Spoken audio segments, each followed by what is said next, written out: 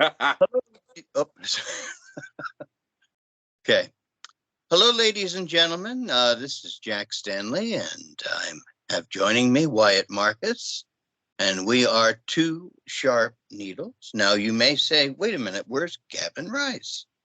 Well, Gavin Rice is one of the many members of that pack of needles. We have a whole bunch of very sharp needles that we're meeting with, talking with, and learning from. And so it is my pleasure to have Wyatt join us. We're going to talk about a myriad of things, whatever kind of comes to mind. Yeah, Interesting, fun stuff. So how are you? I'm doing quite well. This is my first time using Skype. I feel as if I've graduated to another level, maybe even the upper echelon of modern technology. Welcome. I know it feels okay so far. Water as a light bulb. Okay. Yeah. Uh, but yeah, so it feels good. Here we are. Thank you for asking me to do this talk. Sure. And so, the interesting thing is that you do repairs. I mean, Yeah. and I think saying you do repairs really minimizes what you do, because you do so much more than repairs. Yeah, it gets Tell us about it. I'll tell you about it. Well, for about 20, maybe just a little over 20 years, I've been restoring antique phonographs full time.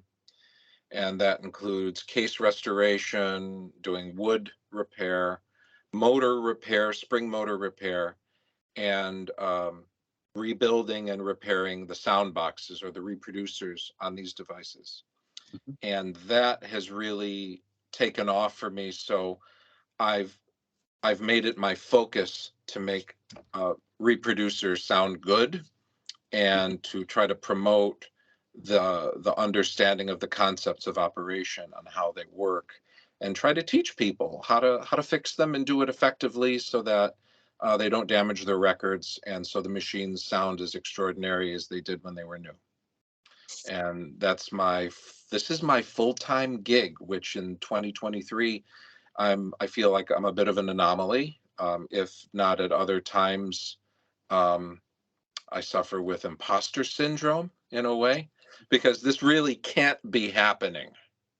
Really, who does this? Well, And you. apparently, and for those of the, I'm going to take this out of its holder. This is a Jack knows what this is. It's a cylinder reproducer, but this is out of my recording machine. And for the uninitiated that are watching, all that this device does, I have to reach for a record here. As a cylinder record rotates under this device, the stylus tracks these grooves, and it tracks the modulation vertically, and it transfers the vibration to a small copper alloy diaphragm that's inside. It irritates the air and creates sound. To make it overly simplified, and the sound will propagate through the air, leaving the horn, and it will um, become coherent through the horn. And that means that instead of sound going in all these different directions, it becomes almost unidirectional. So a horn doesn't really amplify per se. It just takes all the energy. I hate using the word energy. That's going in all these different directions, and it focuses it into a direction where it can be appreciated. Wow, we're only a few minutes in, and I've already burned through most of my Well, catalog. you mentioned something that's really Yeah. kind of fascinating that I'd like to share with you about the 125-foot horn. Yes. For those Yes. of you who do not know what the 125-foot horn is, and a lot of people are sitting there going, what the hell is a 125-foot horn? Yeah. It was a horn devised by Edison by reading books on mathematics, which he didn't quite understand. And he explained the situation that he didn't like about the recording system, but he put it in his terms. And he said, let's say you have three instruments, a trumpet, a clarinet, and a flute. When you play into the recording horn, music comes in from the trumpet, and the music comes from the clarinet, and the music comes from the flute, and they all crash together in the horn, Yes. and then they become tangled, Mhm. and then they go in every which direction. And he came to the understanding you needed 125 feet to untangle sound. I wonder where that, I mean, he was a brilliant thinker, and he thought when he should have been sleeping, but I can see, 100 years ago, over 100 years ago, how his mind worked with his understanding of what a sound disturbance in the air is, and coming up with 125 feet. Maybe he thought it was a point of where modulation started to diminish, or maybe where there wouldn't be interference, but he knew inherently that there was interference. Right. And yeah. Theodore used to speculate that maybe he was thinking of the same concept as perhaps matched impedance that was being done at Bell Labs, Yeah. which they were talking about using a longhorn, which they folded, of course, but perhaps it's the same kind of thing. But I'm jumping way off the thing here because the 125-foot horn was an amazing and remarkable setup. It had tremendous echoes, so they had to put baffles in it, That's which right. totally destroyed the whole idea of, Yeah. of the flowing of the sound.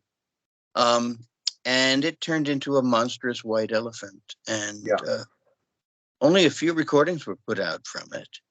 And Stevens did a lot of the test recordings there. Yeah. he did a tremendous, in fact, I'd say about 75% of every recording made at the 125-foot horn was Stevens. And there were squares on the floor of the recording building, which it's interesting to note when I went through the book of work orders for the Edison Company with a 125-foot horn. And it turns out there was a telephone system in it. And you had a telephone in the recording room, and you had a telephone in the performance room. I see. 125 feet away, which constantly broke down. So they ended up having to holler back and forth through the horn. But the whole idea of that whole thing was to have it hermetically sealed so the temperature wouldn't change, the humidity wouldn't change. And by doing the conversation, they totally, everything that Edison wanted it to do, it turned out not doing. Yeah. And it's really kind of a fascinating thing. And it was sold for junk during World War II. Well, they didn't fail because they at least tried. Oh, they sure did. Yeah, at great expense. And I just remembered his name. We were talking about this earlier. His name was Will Hayes. That sounds Will familiar. Hayes, who worked at the Edison Company. It was his job to clean out the 125-foot horn. That's right. We were talking earlier about, going out on a date and saying, so what do you do? Oh, I'm an accountant. What do you do? I sweep out the inside of a 125-foot, iron plate recording horn, and timing with a stopwatch how quickly your prospective date would leave, before the appetizers arrived. Yeah. It's interesting because Edison was very unhappy with the 125-foot horn. So he put storage batteries in the horn to see what would happen. He put ice in the horn to see what would happen. Try everything. Sure. Everything. That was his method, of course. Yeah. As Tesla once said that, mathematicians, sit there and do the formula and find the straw. He takes out one strand at a time and might find four. It's an interesting way of doing it. But what you mentioned reminded me of the 125-foot horn and Will Hayes. And I figured this is a good time to mention this. Years ago, was a fellow by the name of Ray Wild. And you'll find his writings all over the place. Brilliant guy. I used to love to call him up and ask him a question, and he would talk for 3 hours. It was incredible. but he talked about getting his reproducer redone. And he knew Will Hayes. Mm-hmm. And so Will Hayes said, I'll take care of the whole thing. And he was working on it. And then he said, he asked me to leave the room. Mm-hmm. And he said, I asked why. And he says, God, I got to spit in it. You know? So Yeah. yes, what they would do is when they put it together, they'd spit in it. And that would, you know, I don't know feel what it. it did. No, there's no information on this. Yeah. You know, they didn't write this stuff down. Right. You know, anything that was a trade secret. That's why, Mm-hmm. you know, with diamond discs, they're all confused with what a birdie is and this, that, and everything else. They had all this terminology, Yeah. but they didn't give all that information. But I thought that was rather fascinating, Yeah. and I think it might inspire you. Um. Uh. Yeah. Yeah. I can do a skin scraping Yeah, why into not? each one. Yeah. Um. There are things that I do that I will not tell people, and it's very. I think it's a peculiarity of mine because I've been at this for so long. There's some techniques that I use in repairing reproducers that, if you're inner circle with me, I may tell you and say, this is for your ears only because this gives us, like, it gives me anyway, a competitive advantage. And for most of the people I've explained these techniques to, they can't keep up with me. They're like, what are you talking about? For example, here's one. This is an odd one. Let me see if I have. Of course, I have. I'm at my desk. We have these. These are the copper diaphragms from a Model C or an H or a K. And what happens over time? These that I have here are here for a reason, and it's because the metal. These have a warp to them. So when you bend them a little bit, they pop. And that's because the metal has, maybe there's a brass content in these. I don't know exactly what, but these can't possibly be pure copper. There has to be some alloy to Mm-hmm. them. Um, they get stiff and then they warp. And then when something like this warps, I'm actually going to grab a bigger diaphragm to illustrate. I have all these diaphragms. Here's a metal diaphragm. This will work. So here's our metal diaphragm. It will warp, and when it warps, it can't move in the center. It has a downward or upward bias, which Right. makes this diaphragm so stiff. So I've developed these methods for taking some of the tension away from the circumference of the diaphragm. And I hate to say it, I use scissors and I make little cuts all the way around the outside, little 16th of an inch or less cuts, just to remove the tension from the edge. And if that works, and about 80% of the time that works, if it doesn't work, I take one of these babies and holding the diaphragm, I have a butane torch. I'll heat the copper diaphragm until it turns just blue, and you have to do this very quick, and you take the temper out of it. I was told by a very good friend that metal, when it vibrates, it gets harder. Um, just naturally, maybe the molecules reorganize. I don't know, but I actually did this today on an Edison Model M reproducer for a customer, and it worked. It sounds phenomenal. And this is just one of those. There, I just gave it away. This is one of the techniques that I use to do this work. And most people are like, oh, that's easy, and they put a torch up to it and they'll melt the diaphragm, or they'll burn a hole through it. So I'm very careful giving out technical tips unless I know that the person has adequate technical skill where they won't destroy what they have. And a lot of these things, some parts Well, are irreplaceable. leave it to the experts. I guess. Because I God, guess. I've seen so many damn repairs that people Yeah. have done. And you sit there and say, what the bloody hell were they thinking? What were they thinking? Yeah. There's a lot to be said for someone that knows what they're doing. So I don't want to toot my own horn too loud, but Well, you I'm should. I guess, but I'm very critical of other people's work. You are, I see. you are unique in I, this industry. yeah, Therefore, you are something to be cherished. maybe. And yeah, why not? I need to The teach thing is a that, younger generation how to do what I do. right. I'm not going And to be here you are forever. at an So, age. I mean, you're young, you're not like a lot of us are, quite a bit older. And so you're going to be involved in this hobby for many, many more years. oh yeah, And also changing the hobby because people talk about it now.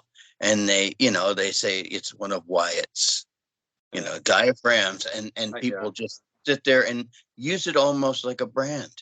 yeah. And I Some think that's really a wonderful compliment to you.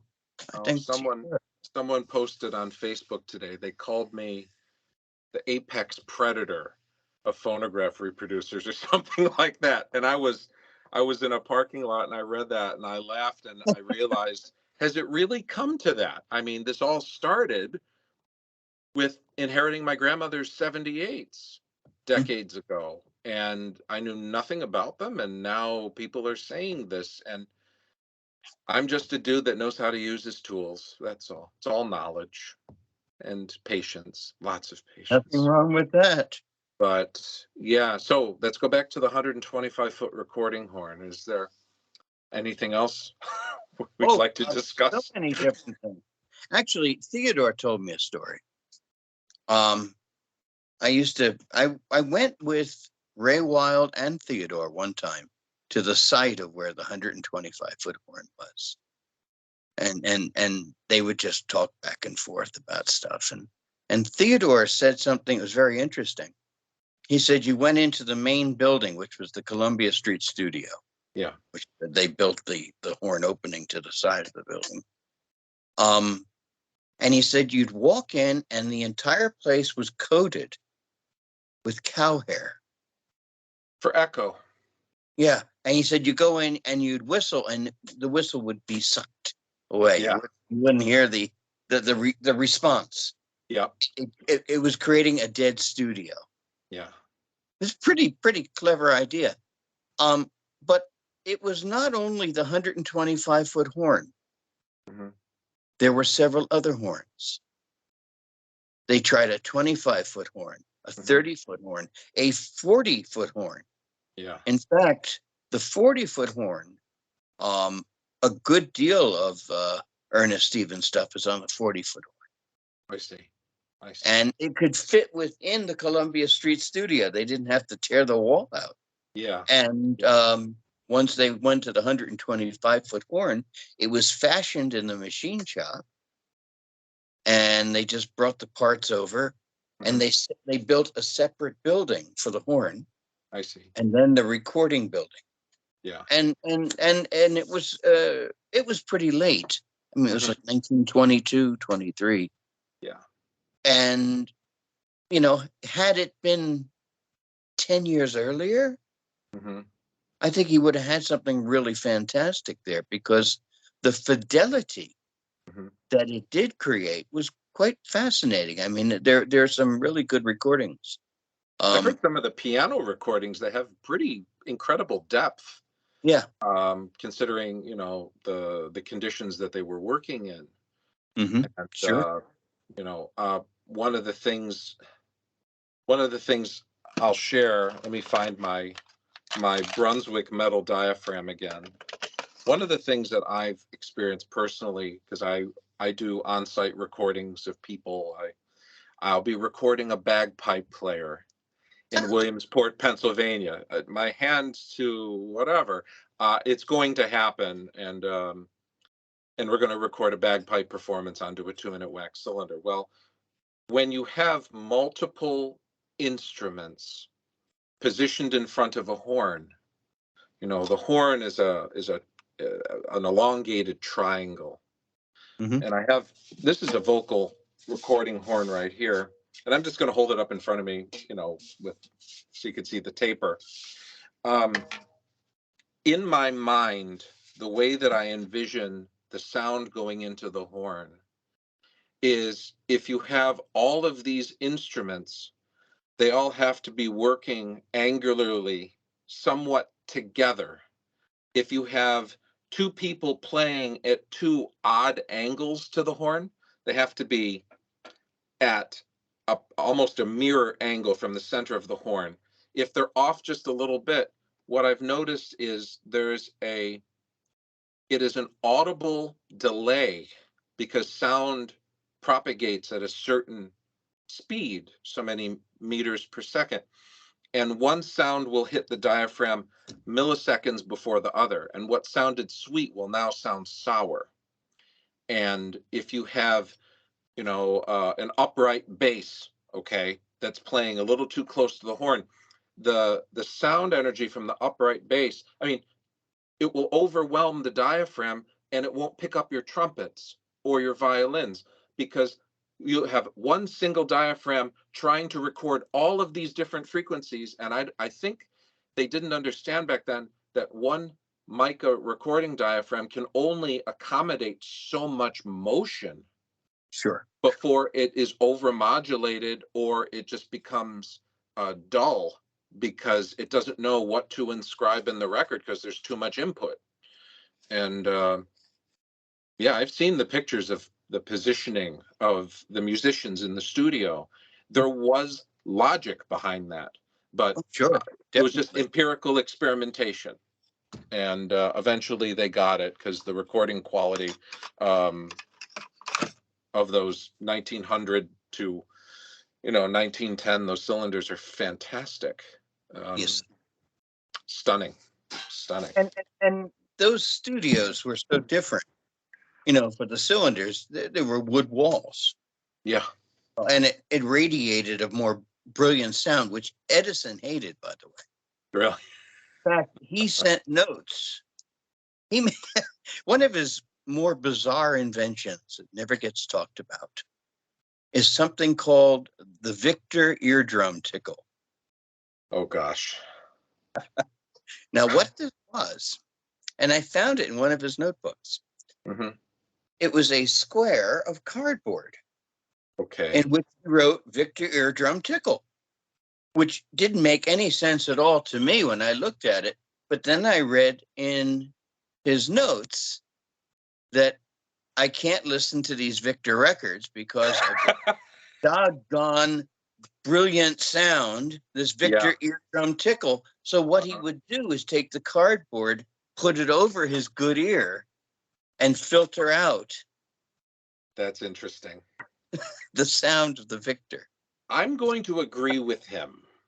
Um, I talked to physicists and people that are able to absorb and understand functionally the concepts of sound. And Mm-hmm. what makes the cylinder format and the diamond disc format, and even to a certain extent, the Pathé disc format, is that they have a vertically recorded sine wave. And Mm-hmm. that is the exact way that the human ear is accustomed to to feed sound to your brain. Everything works in a sine wave. Now, I can understand Edison's thoughts, even though, as I understand it, his hearing was a little less than optimal. But the Berliner method of using a steel needle moving laterally in a groove, although the groove is in fact a sine wave, a representation of a sine wave, there's a certain element of friction involved in that. And there is a mechanical resonance that is a very high pitch. When a record has a lot of wear, we call it surface noise. But initially, they sound very sweet. But after a couple plays, you may not consciously hear it, but there Mm-hmm. is a very high pitch resistance that you're hearing, and it doesn't sound as natural as an Edison or Columbia, any of the cylinder manufacturers, Well, I or agree. vertical disc. I agree wholeheartedly. Yeah. I want to give you a couple of quotes here. Uh-huh. Years ago, I was asked to do a chapter in a book on Edison, and I called this the Diamond Discs Director of Artisan Repertoire, Hmm. Thomas Edison. And of course, he was absolutely terrifying in some of his stuff. And then here's what he wrote. He said, Victor is sharp, which is true. I agree. He said, R should be mellow. Yeah. The public continually speaks of this, and that's our selling point, and I want it. Okay, Hmm. fine. Explosive, and where explosive, very sharp, has a Hmm. Victor eardrum tickle. You know, he's and of course he goes through all this stuff, and he only listened to his records at about 70 to 72 RPMs. Interesting. Okay. Because he wrote down that the Corti rods of the ear, he said, when you're young, you like sharp pitch. He said, when you're middle-aged, you like present French pitch. And he Sure. said, older people play their phonos at 70 to 72 RPMs. Interesting.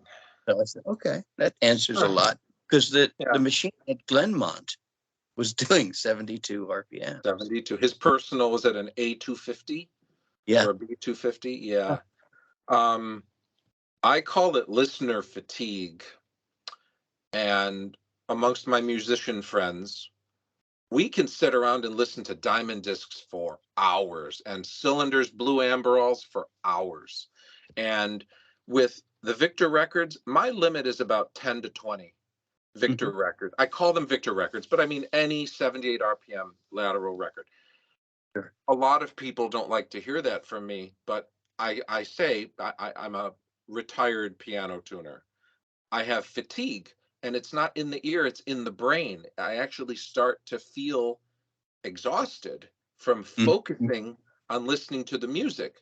Whereas with the Edison discs, which is my specialty, I get no fatigue. I have more pleasure out of the diamond disc. Even the ones from World War I that have a lot of surface noise, they just sound better and more natural. Yes, And agreed. yeah, yeah, I could talk about diamond discs for Unfortunate hours. part of Victor, Victor always, no matter what they did, Hmm. had that squealer, almost, if I want to use it that way for a term. Um, like you listen to those voices, and those voices are to a degree enhanced or changed by Yeah. that pitch. Hmm. It's not the roundness of the voice, the fullness of the voice. It's a much sharper. And so I understand what Edison says there, and I will join you in Hmm. agreeing with him. Yeah. Oh, Um, I admit, I turn records down in yeah, speed. They're not all at 78 RPM. That is yeah, that's a very true. misconception. But even some of my diamond discs, I turn them down a little bit because they don't sound like they're in the right key. But I anyway, find cylinders sometimes oh also. yeah, absolutely. It's That, interesting. At least with the Edison machines, with the Columbia machines, I can't think of any Columbia machines where they had the speed adjust. It was always on top of the motor board. And then with like the Model B Edison going into the B, the C, D, E, F, the speed adjustment was always under the motor board, which made it yeah, inconvenient. And with the diamond disc machines, the earliest ones had the speed adjust above the motor board, and then in the early 1920s they went under the motor board. same And thing. I tell people it's because Edison didn't want people playing Victor or regular needle type 78s on his machine, so he didn't want people to slow it down, or at least make it inconvenient for them to slow it down. I would agree with that. I mean, when they first came out with the diamond disc machine in 1912, Mhm. it was very available, an adapter to play 78s. Yes. They marketed their own adapter, Yeah. and then they stopped it because everyone was buying that and playing the Victor records rather Yeah. than And the Victor records were less expensive. Yeah. So it hurt Edison's record sales, of course. And Another interesting thing, just to mention real quick about this is that they did tests at the Edison lab on wearing of records.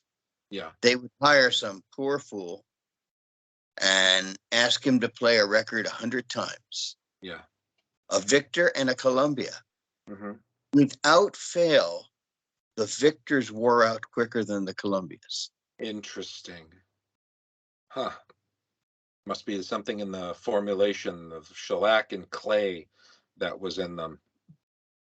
Just an interesting thing that they tests that they always found that the Victor showed severe wear after about 100 plays. And if you think that 100 plays is a lot. It is. It is with a steel needle. It's like that's 15 years of use, perhaps. I mean, yeah. And here we are with diamond discs. You play them 500 times and they look, worn in, but they still sound good. And you can get thousands of plays out of them. I've got some from 1912 and 1913, the earliest diamond discs, where the sound is so good because they had a really smooth recording surface and the best, phenolic material, phenol, that they were using in the condensite lacquer. The surfaces they're silent, and the performances. I have some records. These are the records that I don't sell or trade or get rid of. I use these as demonstrator records. Mm-hmm. And so we're bird walking a little bit here. I promise we'll get back on point. This is fascinating. Oh, yeah, it is. And I'm known for talking people's ear off about this. A lot of people are like, oh, those Edison disc machines, they're scratchy. They sound horrible. They sound muted. They rattle. They do this, that, and the other. And I say, yeah, I understand that. But you want to hear my machine, something that has a new diamond, an updated or repaired original diaphragm. The original diaphragms actually sound really good. And I said, and I want you to listen to it with the volume control removed. They all used a wool ball that was full of waste wool, and they shoved that wool ball on the end of a cable into the horn to lower the volume. You remove the ball, and I stand people about 8 to 10 feet away from the machine, directly in front of the horn. I say, just listen. If you need to close your eyes to listen, please do. And you watch their facial muscles when they're listening. And it's really something, because no one realized in our modern times how good these machines actually sound. And it is almost like they're in the middle of a revelation and maybe reconsidering all those diamond disc machines that they passed on at auctions and estate sales. And why didn't I get one? Why didn't I go down this path years ago? And I think it's because not much, there are many people that have been experimenting with diaphragms and everything else. And no one really did a complete job to get the diamond disc back to what it sounded like when it was new. And after the record's done, I turn and I say, well, this is why musicians and well-to-do people that could afford the 250 model machine at $250 and up, this is why they purchased these at more than double the price of the competing products, because they sounded superior to anything else that was offered at that time. And maybe we alluded to this earlier, the records were also, $1. It's a lot of money. They cost more than any 78, any lateral 78 from that era. And my gosh, so many of them have survived. I mean, the diamond discs, and we could talk about the talent. They're not really second-rate talent, but they weren't the best talent. And how wonderful it would have been if Caruso recorded for Edison instead of Victor. But Edison couldn't stand Caruso. Yeah. In fact, I have a quote about him. Mm-hmm. He Oh, actually, I'll get to Caruso in a second, but I Yeah. discovered something here. Uh-huh.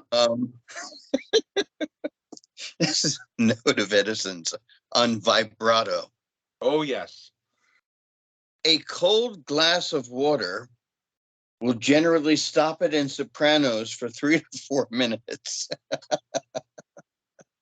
Yeah. Tremolo of the voice is unpleasant, and to me it is. Mm. But where is Caruso? Hold on. He has a wonderful quote about Caruso. Probably right by the Victor ear tickle. Yeah. There it is. Here we are. He listens to a quartet Mm-hmm. on Victor with Caruso, and he calls it ridiculous noise. Mm. And then he says Caruso is getting quite a big tremolo. Okay, and he says tune no good, all Yeah. no good. Wow. So we kind of get our idea of Harsh what he thought of criticism. Caruso. Of course, he Yeah. listened to Al Jolson too, Uh, and he called him. What did he? A Coney Island beer saloon singer. mm-hmm. I can Pretty see much. that, you know. But, He was they a did. big thing. Mm-hmm. He was a big thing. Let's see. The thing that Edison didn't quite understand, and he should have, because he was a proponent of it, was the star system. Yeah. Yeah. You know, Um, he was the star of his own show called Me. yes. That was the whole enterprise in West Orange. Everyone came to see him. He sit at his desk. He kept dirt in the desk just in case they had to look dirty. Yeah. All kinds of stuff like that because he knew how to be a star. Yeah. But And he I think, wouldn't allow it to happen to the phonograph. and that is still pervasive amongst a lot of the tech giants in our world today. It's the me show. Yeah, of course. But, well, what are we to say? Great things come from the fringe. Indeed. So, yeah.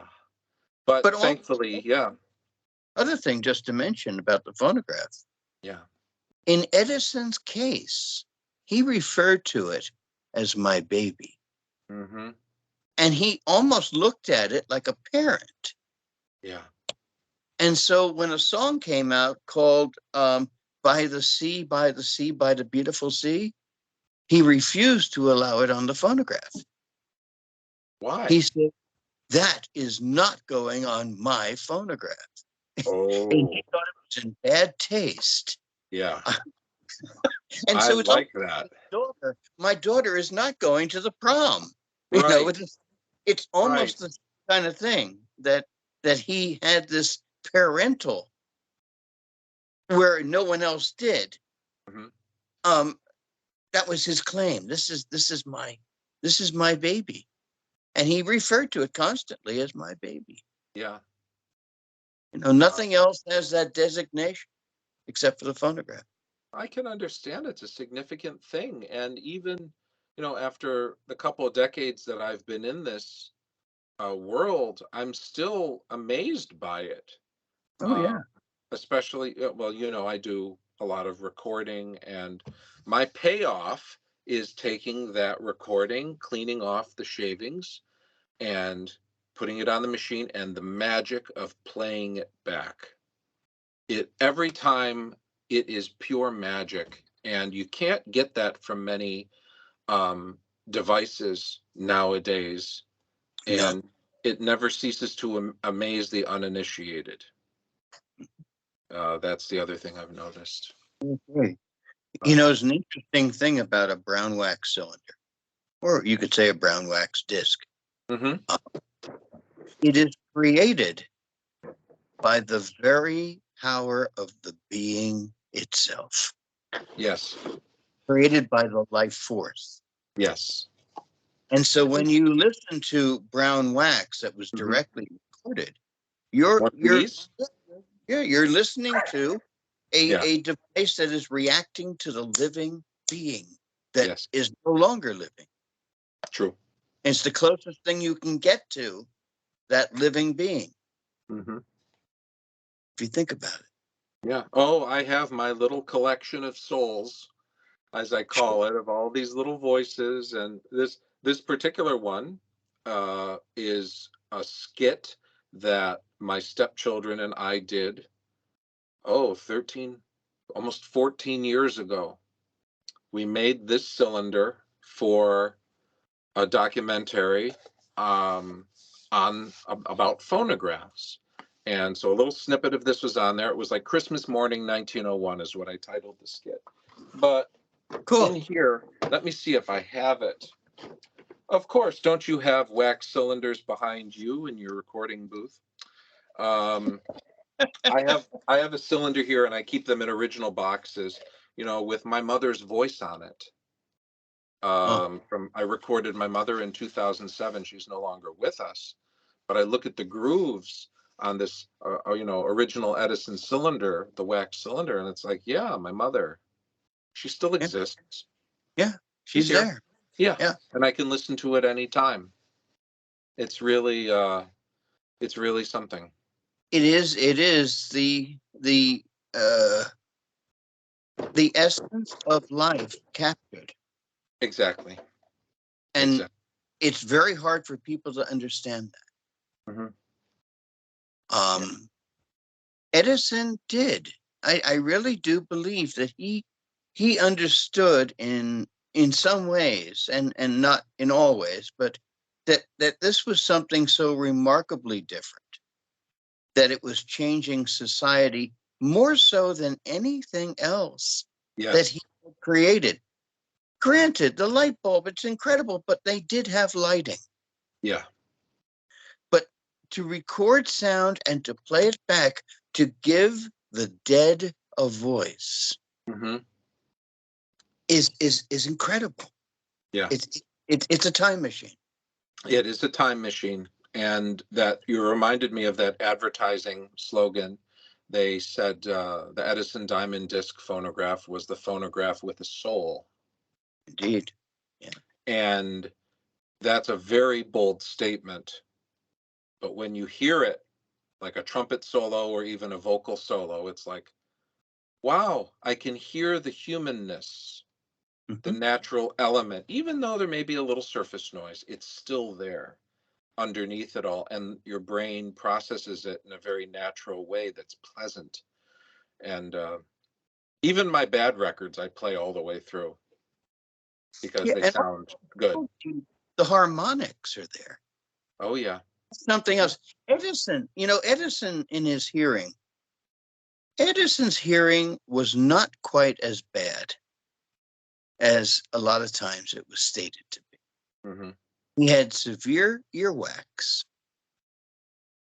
And I found many notes in his notebooks where he says, my earwax is really bad today. I Mm-hmm. can't. And then another day he said, I can hear fine, Yeah. you know, and other times he's complaining. He says there's so much bass in this record, the phonograph started dancing around the room. I mean, stuff like that. I mean, he could hear a lot more than people realized he could. And one of the greatest ways to show that is there are collections about this thick, West Orange, of all the tests of the talking pictures. Oh. And when they would make the recordings, they would have a panel of judges. Mm-hmm. Edison would always be one of them. And they would mark down how much of it did you understand. Yeah. And Edison was constantly doing about 85 to 90%. Okay. That's But interesting. he understood, once again, that star system. Yeah. And granted, when he was 80 years old, he was really quite deaf. Mm-hmm. He also had 2 mastoid operations, Didn't know that. which basically is like a hammer with a chisel and stuff like that, and it made his hearing far worse. Yeah. But in his earlier days, until he's about 70, he can hear to a degree. And then once he's in the 70s, then it, with the operations and everything else. It Right. changed. And that's when he's biting into phonographs. You know, they talk about that in Fort Myers. He was 82 years old at that point, deaf as a post. Mm-hmm. And of course he was doing it, but he wasn't doing that when he was 60 years old. He wasn't. Yeah. Yeah. Oh, I'm not biting cabinets yet. No, So, neither am I. I've been looking at it so far. Yeah, we're good. We're good. You know, I can understand. It's interesting for me as I go through life, and I understand Edison more as I get older, and I read what he writes. Mm-hmm. And a lot of times academics will read what he writes, and it makes no sense to them whatsoever. Yeah. But what he is talking, he's using a lot of symbolism. And, you know, like, you know, I hear that, you know, that tingle, you know. And so you have to kind of understand, what does he mean by tingle? And you have to kind of go back to basics. This is a man with very little formal education. Yeah. But he is brilliant beyond words in other ways. Mm-hmm. And verbiage is not his big thing. He also does all of his question marks backwards. Really? I Now, I never don't know if noticed that's that. a stylistic thing or what. If he took license to make it his own, maybe. I Yeah, don't know. I mean, you know, I've heard about him being dyslexic and stuff like that, but that would not mean that the question marks would be backwards every time. Right. Right. So I think it's more stylistic. It could very well be. I mean, his formal handwriting is beautiful, Yes. and you know, it shows a great deal of care. And part of my handwriting with my fountain pen, also, I take little bits of him and a little bit of George Washington, and I just kind of mix Sure. it all up. But I don't know. But on other things where he would write things of displeasure, he would just sign it with the quick E. Well, yes, that was a shine. Oh. That was a shine, a sign of his mood, one might say. Yeah. You know, if he was in a really good, happy mood, he'd write it, Toss Edison. Yeah. You know, and then Edison, Mm-hmm. E, and sometimes nothing. Yeah. Which meant get the hell out of the way. And yeah. And that reminds me, just a couple of more quick stories about Edison that people never hear. And I found so much stuff going through. You know, I didn't want to study the moment. Mm-hmm. I wanted to study the everyday moments. Yeah. That's far more fascinating. Mm-hmm. You know, when nothing's going on, I wanted to see what Edison was writing and what he was doing. Yeah. Now, he had little notebooks, which he kept in his pockets. Yeah. So if he had an idea, he'd write it down. But also, he was always borrowing pencils. Borrowing pencils. Yeah, by the end of the day, his pockets were bulging with pencils because he borrowed pencil from everybody. Yeah. And the thing is that he would constantly figure out if they were making money or losing money. Mm-hmm. And if they were making money, great, wonderful. Yeah. If they were losing money, he would sit down and go on a firing spree. Oh my gosh. And what would happen is the people that worked for the Edison company recognized the movement. Mm-hmm. When he had his fist clenched and he's marching up the stairs real fast, you knew he was ready to fire people. So they would go into the restrooms or whatever it was and get the hell out of the way. Right. Because he would walk up to you and say, "What's your name? What do you do?" "You're fired." Yeah. Like that. And there was a young fella who was getting a job at the Edison company. At least he was hoping to get one. And he was waiting to be interviewed for the job. And here comes Edison, like a train coming up the walkway, and looks at the guy and says, "What's your name?" And he gave him his name. He said, "What do you do?" He says, "I don't know." "You're fired," and stormed off. Just like that. And so the fellow who's going to interview him is there, and he says, Mr. Edison just fired me. Yeah. And he said, don't listen to that old coot. Yeah. And so he would fire people. And a lot of times the people he fired, their bosses would say, stay. Mm-hmm. And then Edison would see them like 2 weeks later and kind of look at him and say, didn't I fire you? You know? But it's just kind of an interesting thing.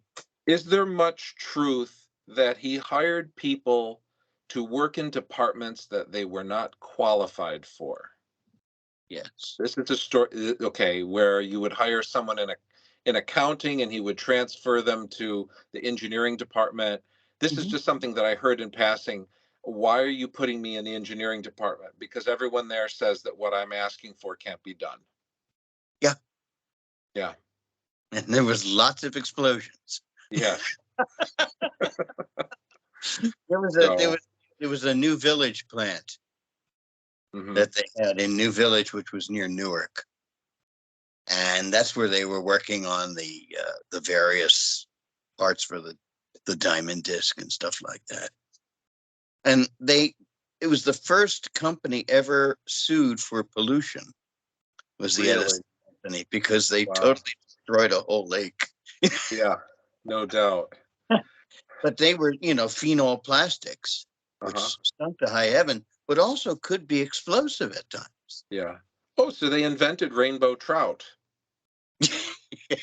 In other words, and all the Tesla people are going to say, oh, Edison stole rainbow trout from somebody. Of course he did. Of course, yeah. As everyone, this is the current thing, that this is the new cool thing, is to throw shade at Edison and say, oh, he stole that. It's like, did you read any books about him? Have you seen anything that wasn't made in Hollywood about Edison the man? Do you have any deep understanding about who you're talking about? Because if you seriously want to put the time in, you realize the intellect that he was, and it's incredible.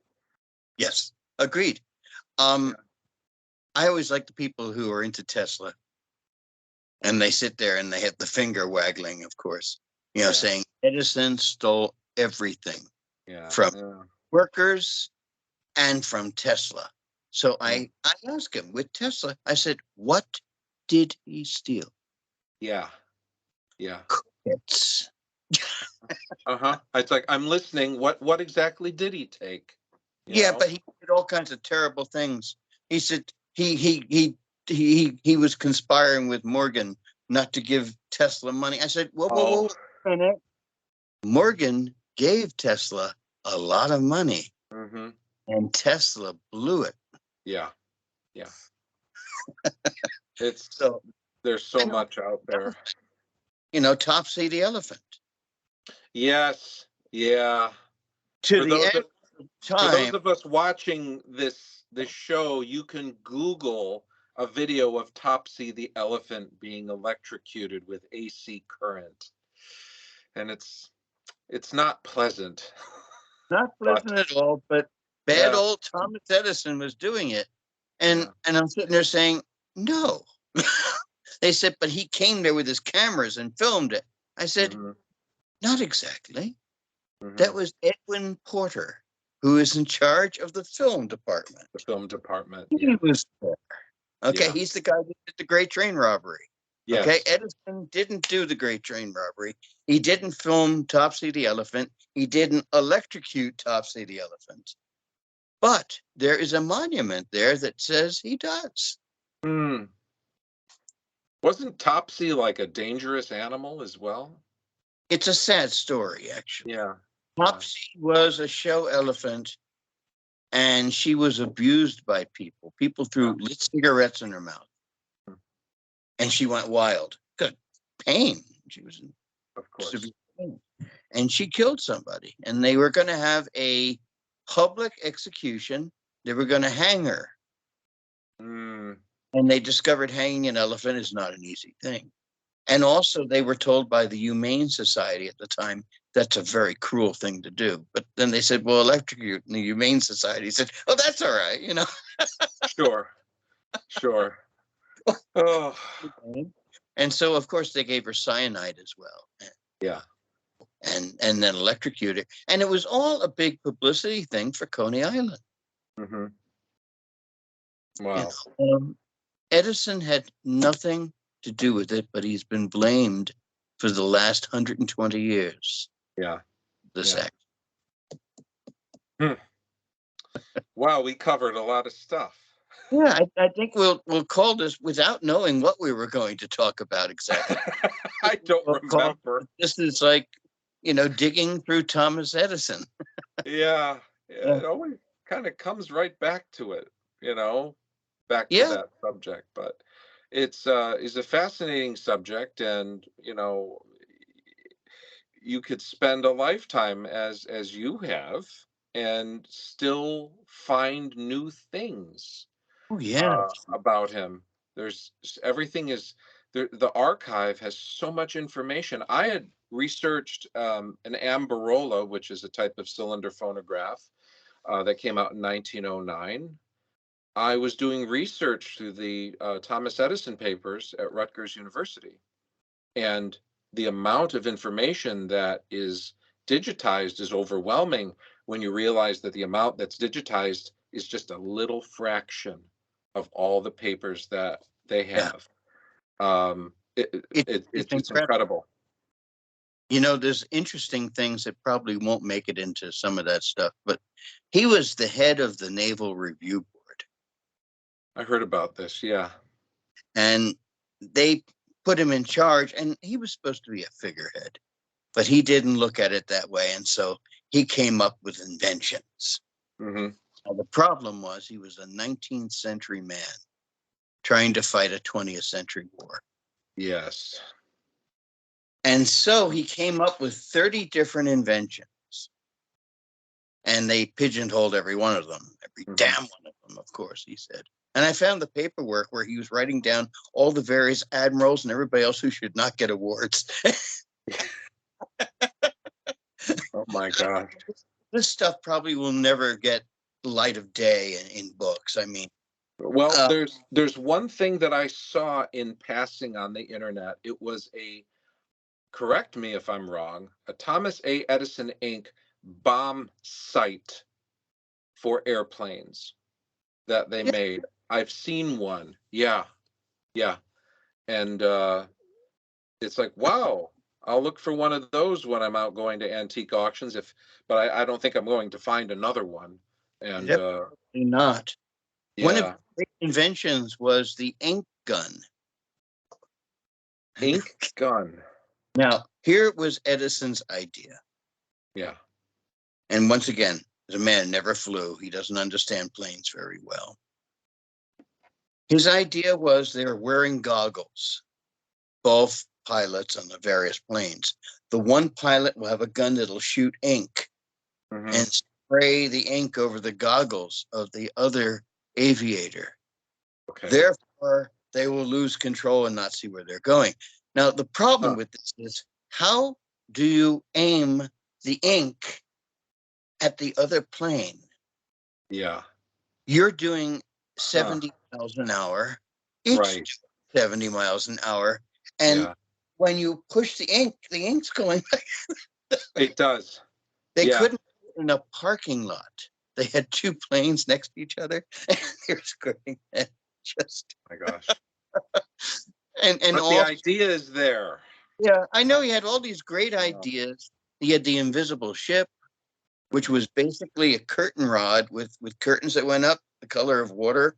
Unfortunately, like a big square on the water didn't quite work. Stood out, yeah. Yeah, and then they had the torpedo evader, which was a big anchor that you would throw off the ship and make the ship turn real fast. But the problem was you had thrown this anchor down. Now you can't move. Right. But the thoughts were there. Yeah. And it was fascinating stuff. I mean, they put him out. They gave him a boat, and he went out to Sandy Hook, and he would practice bombing things, sending torpedoes out. And they gave him 2 Secret Service men to be with him. And the old joke was, were the Secret Service men there to protect Edison or Yeah. to protect people from Edison? Yes. Oh my gosh. Theodore went with his father a number Yeah. of times and shooting off guns. He was having a field day, Yeah. you know. Yeah. And of course, it was fun. It's a fascinating story, and we should talk more about. There's so many different facets of this, and I think we have our a great platform here to do a lot of talking on this.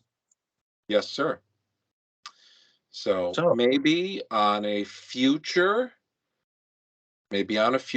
episode, we could try recording live on screen to show the uninitiated, as I call them, the civilians, the magic of the process, so they can gain an understanding of what it is.